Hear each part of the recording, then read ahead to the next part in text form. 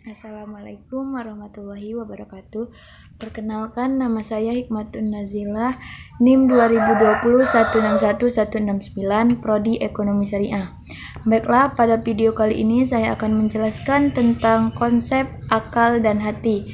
Akal menurut Al-Ghazali, kata akal berasal dari bahasa Arab, yaitu al-aq yang bersumber dari akar kata kerja ain, qaf, dan lam, yang berarti mengikat atau menawan. Kata al-akal juga sama dengan al-idra, kesadaran, pikiran, penahanan, ikatan, dan pencegah. Menurut Ibnu Zakaria, semua kata memiliki akar kata ain, qaf, lam menunjuk kepada arti kemampuan mengendalikan sesuatu baik berupa perkataan, pikiran, maupun perbuatan. Jadi, akal bisa diartikan sebagai suatu potensi khas yang diberikan pencipta kepada jin dan manusia, yang dengannya manusia bisa berpikir, mengetahui, dan menghasilkan pengetahuan, mengikat informasi dengan realita, serta menahan hawa nafsu. Karena itulah orang yang menggunakan akalnya disebut al-aqil, yaitu orang yang dapat mengikat dan menawan hawa nafsu. Menurut Al-Ghazali, akal merupakan salah satu substansi imaterial yang menunjuk esensi manusia. Akal adalah sesuatu yang halus yang merupakan hakikat manusia, sama dengan al-qalb, an-nafs, dan ar-ruh, yang berbeda hanya namanya saja. Bahkan akal adalah entitas jiwa yang terlibat dalam inteligensia yang dalam. Hal ini bisa juga disebut dengan intelek. Unsur-unsur ini disebut dan disamakan karena bersifat non-materi atau immaterial yang bersifat halus dan rahasia.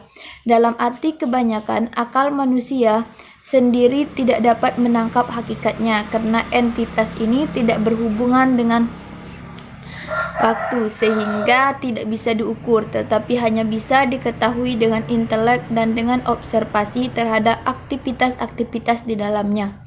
Akal yang bagi umumnya manusia merupakan tempat berpikir, berhayal, atau mengingat. Menurut Al-Ghazali, tidaklah persis demikian. Dalam menjelaskan tentang konsep akal, Al-Ghazali membedakan antara substansi dan daya. Akal adalah substansi, sedangkan daya dibagi menjadi dua, yaitu daya batin internal dan daya zahir yang meliputi seluruh anggota badan atau eksternal. Akal merupakan substansi imateri yang menggerakkan daya tangkap dari dalam atau batin seperti daya imajinasi, pengingat, estimasi, representasi, dan indera bersama, yang semuanya itu bertempat di rongga otak manusia. Kemampuan akal dalam menangkap kebenaran bukan berarti tanpa kelemahan. Justru disinilah kebutuhan akal terhadap pengetahuan yang lebih tinggi. Dikarenakan ini ia dipengaruhi oleh indera yang hanya mampu menangkap objek material, sedangkan akal hanya mampu menangkap konsep-konsep dan sebatas relasi saja, terutama dalam menangkap hakikat metafisika dan eskatologi. Akal akan mengalami kebuntuan sehingga harus membutuhkan syarak dalam menyimpulkan nilai baik dan buruk. Akal hanya mampu mengetahui secara global, sedangkan syarak mengetahui secara global dan terinci.